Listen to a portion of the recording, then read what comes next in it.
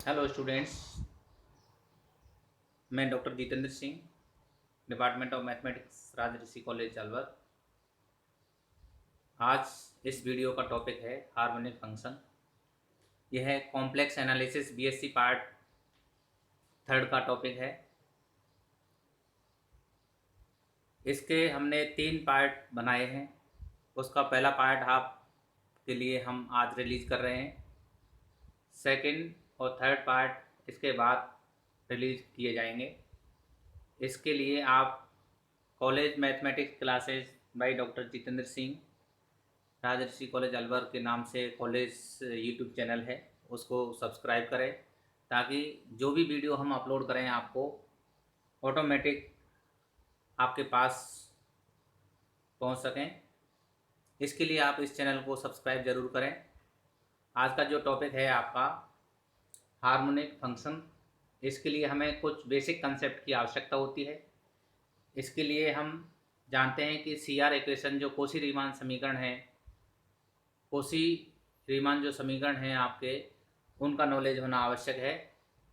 इसमें आप इस डायग्राम से देख रहे हैं कि आपका जो कॉम्प्लेक्स प्लेन है उसमें जेड के जो कोऑर्डिनेट हैं वो कार्टेशियन कोऑर्डिनेट में एक्स और वाई होते हैं, पोलर कोऑर्डिनेट में आर और थीटा होते हैं। जिसको हम पी जेड से डिफाइन करते हैं। पी जेड जेड मान लीजिए एक्स वाई का फलन है तो ये कार्टेशियन कोऑर्डिनेट कहलाएगा। यदि आर थीटा का फलन है जेड तो ये आपका पोलर कोऑर्डिनेट सिस्टम कहलाएगा। तो यहाँ पर नंबर 1 है आपका Cartesian coordinate system Z equal to Z X Y. ये एक्स वाई का फलन है तो ये कार्टेशियन कोऑर्डिनेट सिस्टम में होगा। तो इसके जो कोशी रीमान समीकरण है आपके ये हो जाएंगे del you upon del x equal to del v upon del y. एक इक्वेशन आपका ये हो जाएगा। दूसरा इक्वेशन आपका del you upon del Y equal to minus के del v upon del x. ये हम पूर्व के वीडियो एनालिटिक फंक्शन की जो वीडियोज़ हैं उसमें हम आपको बता चुके हैं। तो यहाँ पर ये आपका रियल एक्सिस है और ये इमेजनरी एक्सिस है आपका। ये जो एंगल है आपका थीटा, ये कोणांक कहलाता है आपका। ये आपका रेडियस वेक्टर आपका आर आपका मापांक कहलाएगा। इसके आधार पर ये डिस्टेंस है Y equal to R sine theta. तो ये कन्वर्जन के लिए काम आता है। तो ये कॉम्प्लेक्स प्लेन है आपका जिसमें हम किसी भी कॉम्प्लेक्स नंबर को रिप्रेजेंट करते हैं। इसी प्रकार आपका सेकंड है पोलर कोऑर्डिनेट सिस्टम। मान लीजिए जेड आर थीटा का फलन है तो आपके कोशी रीमान समीकरण क्या होंगे ये आपको मेमोराइज करने हैं। ये हमेशा आपके जितने भी एग्ज़ाम हैं आपके उसमें आपको या तो डेरिवेशन के रूप में आएगा और या आपका उसको उसके फॉर्म के रूप में आएगा। तो इसका जेड मान लीजिए आर थीटा का फलन है तो del you upon del r equal to 1 upon r del B upon del theta. ये इसका कोशी रीमान समीकरण फर्स्ट होगा पोलर कोऑर्डिनेट सिस्टम के लिए। इसी प्रकार del you upon del theta equal to minus के r del B upon del r. ये आपका सेकेंड इक्वेशन होगा आपका C R equation polar coordinate system के लिए। तो ये आपको मेमोराइज करने हैं। अगर ये आपने बढ़िया तरह से मेमोराइज कर लिए तो मैं समझता हूँ कि आगे आपको कोई प्रॉब्लम नहीं आएगी। अब नेक्स्ट आपका जो मेन टॉपिक है हार्मोनिक फंक्शन। हार्मोनिक फंक्शन के लिए आपको क्या करना है कि हार्मोनिक फंक्शन आप जानते हैं कि एफ जेड मान लीजिए कोई एनालिटिक फंक्शन होता है। इसके आधार पर हम इसको डिफाइन कर सकते हैं। तो यहाँ पर हार्मोनिक फंक्शन के लिए आप देख रहे हैं कि यहाँ पर एक फंक्शन एनालिटिक फंक्शन है F Z equal to U plus iota V. ये आप जानते हैं, इसको हम डब्ल्यू भी कहते हैं। इसके आधार पर हम इसको डिफाइन करेंगे तो W equal to F Z equal to U plus iota V. ये आपका एनालिटिक फंक्शन है। और इस एनालिटिक फंक्शन के अंतर्गत आपके दो फंक्शन दिखाई दे रहे हैं आपका। देखिए यहाँ पर यू एक्स वाई का फलन है, बी एक्स वाई का फलन है। तो यू और आयोटा बी यानी एफ यू और बी का फलन है। तो यहाँ पर हम देख सकते हैं कि डब्लू जेड का फलन है और जेड एक्स वाई का फलन है और एफ जेड यू बी का फलन है। तो यहाँ पर ये जो फलन है इसके अंतर्गत जो u और b हैं ये आपके हार्मोनिक कहलाएंगे यदि एनालिटिक फंक्शन है। तो इसके लिए हम आगे थ्योरम करेंगे, थ्योरम को प्रूव भी करेंगे। तो इसके लिए आपको जानना आवश्यक है कि u एक्स वाई और v एक्स वाई यहाँ पर ये हार्मोनिक कब होंगे, इसके लिए कौन सी कंडीशन सेटिस्फाई होगी। तो यहाँ पर एफ जेड के सेंस में बात नहीं हो रही है आपकी, u और v के सेंस में बात हो रही है। तो यहाँ पर u एक्स वाई जो फलन है वो हार्मोनिक कब होगा, v एक्स वाई फलन है जो हार्मोनिक फंक्शन होगा किस कंडीशन के साथ होगा वो कंडीशन आपको मेमोराइज करनी है। तो यहाँ पर देखिए, यहाँ पर यू एक्स वाई जो फंक्शन है आपका, यू एक्स वाई फलन जो है आपका, वो कहलाएगा आपका हार्मोनिक फंक्शन कहलाएगा, यदि इस कंडीशन को सेटिस्फाई करता है। तो ये इक्वेशन आपकी लाप्लास इक्वेशन कहलाती है। लाप्लास इक्वेशन को यदि सेटिस्फाई करता है, देखिए यहाँ पर u है, यहाँ पर u है, x और y के सेकंड डेरिवेटिव है, ये कंटिन्यूस फलन होते हैं आपके, इसके आधार पर आप इसको कंसीडर कर सकते हैं। तो यहाँ पर कोशी रीमान समीकरण यदि संतुष्ट होती हैं, यदि एफ जेड मान लीजिए एनालिटिक फंक्शन है, उसमें यू एक्स वाई कोई फलन है, तो हार्मोनिक फंक्शन होगा, यदि वो लाप्लास इक्वेशन को सेटिस्फाई करता है। तो ये दोनों कंडीशन आपको मेमोराइज करनी है। तो लाप्लास इक्वेशन यदि u सेटिस्फाई कर रहा है तो u हार्मोनिक फंक्शन होगा, यदि v आपको हार्मोनिक कंडीशन सेटिस्फाई कर रहा है तो v आपका हार्मोनिक फंक्शन होगा।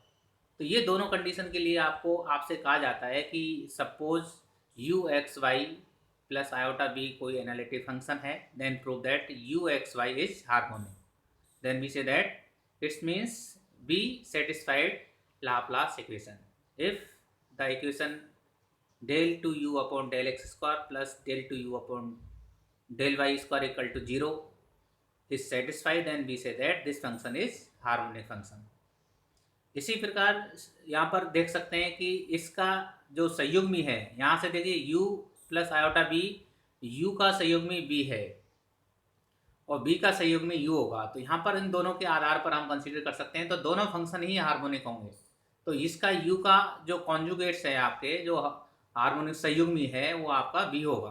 तो इसको भी आप कंसीडर कर सकते हैं कि एफ जेड मान लीजिए एनालिटिक फंक्शन है, तो यहाँ पर b एक्स वाई भी आपका हार्मोनिक फंक्शन की कंडीशन को सेटिस्फाई करेगा। Then we say that the b X Y is harmonic if it is satisfy the Laplace equation del 2v upon del x square plus del 2v upon del y square equal to 0।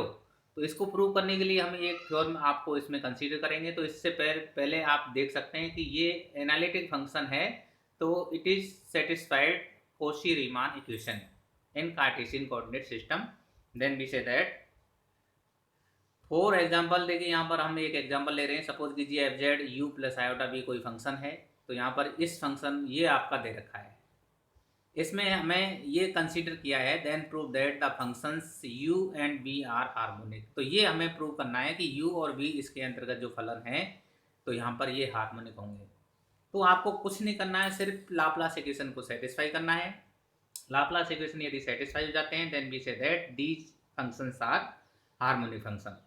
तो यहाँ पर हम इसको define कर सकते हैं। तो यहाँ पर देखिए u प्लस आयोटा b यहाँ पर इसके बराबर है, तो यहाँ पर रियल पार्ट इसके बराबर हो जाएगा, इमेजनरी पार्ट आपका इसके बराबर हो जाएगा, तो u और v हार्मोनिक फंक्शन कहलाएंगे। तो ये कंडीशन को सेटिस्फाई करेंगे। तो यहाँ पर देखिए इस एग्जांपल को सॉल्व करते हैं। तो यहाँ पर u एक्स वाई को हमें सिद्ध करना है कि u एक्स वाई जो फंक्शन है वो हार्मोनिक फंक्शन होगा। तो इसको हमें क्या करना है कि इसके second derivative with respect to x and y आपको निकालने हैं और उनका योग करना है। योग करने के पश्चात आपका यदि 0 हो जाता है, then we say that u X Y equal to 0। तो यहाँ पर हम इसके डेरिवेशन हम निकालेंगे, पार्शियल डेरिवेटिव हैं आपके, तो इसके आधार पर आप इसको कंसीडर कर सकते हैं। तो यहाँ पर देखिए u एक्स वाई आपका, यहाँ से हमने u एक्स वाई ले लिया रियल पार्ट को कंपैरिजन करके, और इसी प्रकार हम इमेजनरी पार्ट को कंपैरिजन करेंगे तो b का मान यहाँ से ले सकते हैं। तो यहाँ पर देखिए del you upon del X, यदि x के सापेक्ष आप आंशिक अवकलन करते हैं तो 3x स्क्वायर माइनस के 3y स्क्वायर ये निकल के आता है। इसी प्रकार इसका सेकंड डेरिवेटिव, क्योंकि लाप्लास इक्वेशन के लिए हमें सेकंड डेरिवेटिव की जरूरत पड़ेगी, तो यहाँ पर second derivative with respect to x del 2u upon del X square equal to 6x।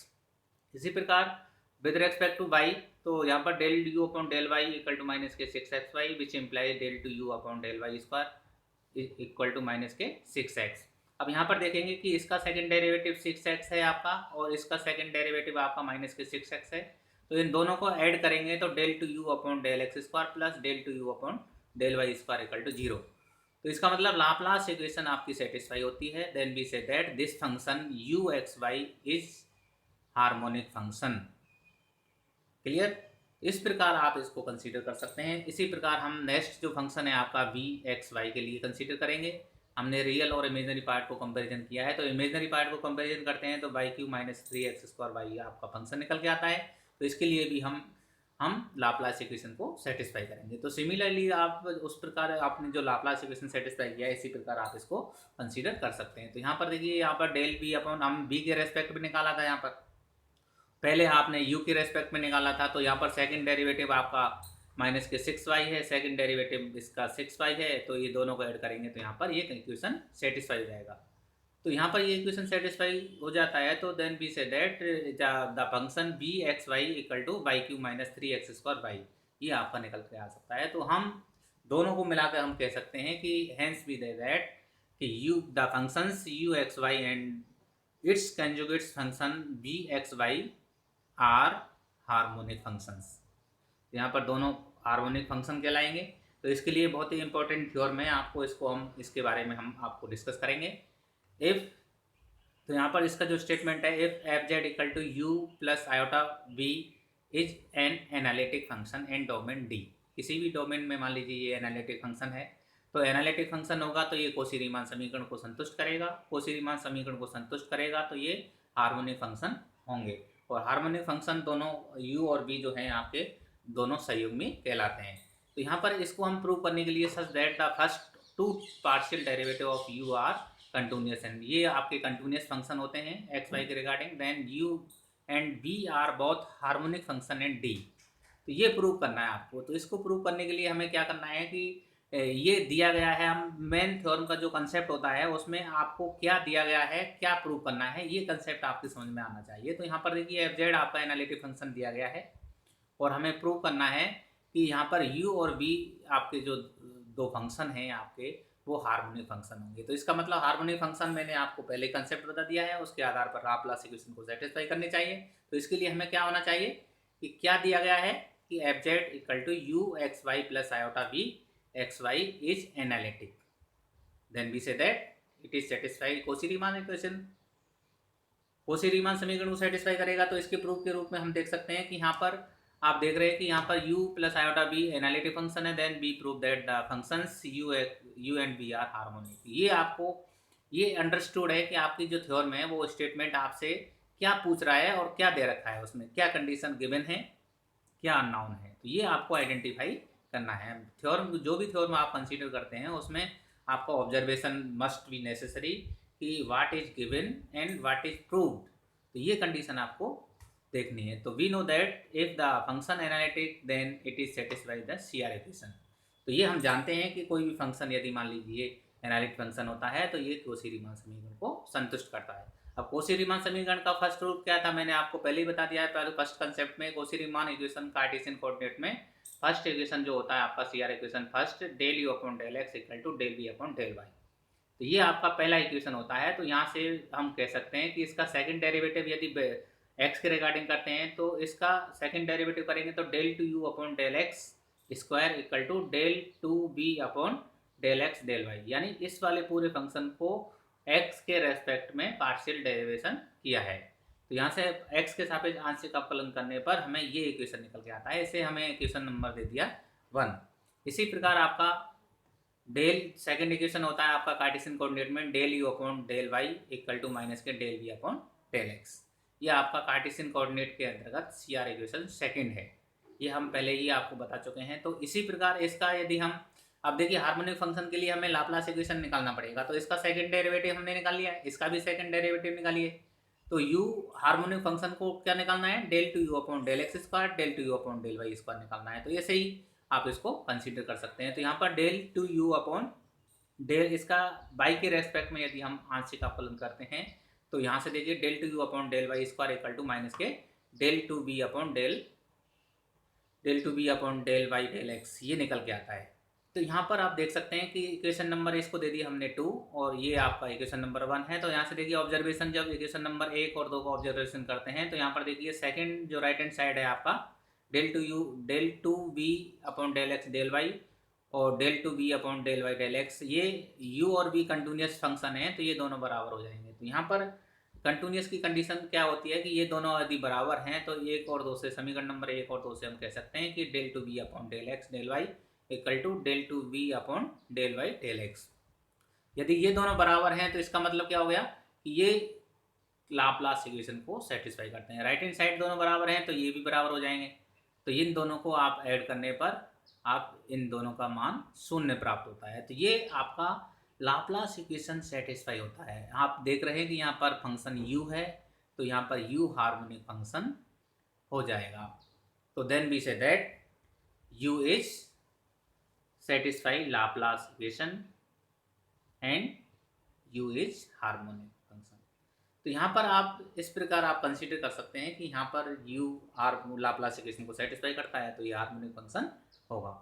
इसी प्रकार b के लिए भी हम कंसीडर करना चाहते हैं, तो देखिए यहाँ पर इसको पहले ले आइए आप, b के लिए भी आप कंसीडर कर सकते हैं। तो यहाँ पर b के लिए कंसीडर करेंगे तो यहाँ पर देखिए u x y harmonic function है, तो यहाँ पर आपको u के लिए यहाँ पर सिर्फ u हार्मोनिक फंक्शन है।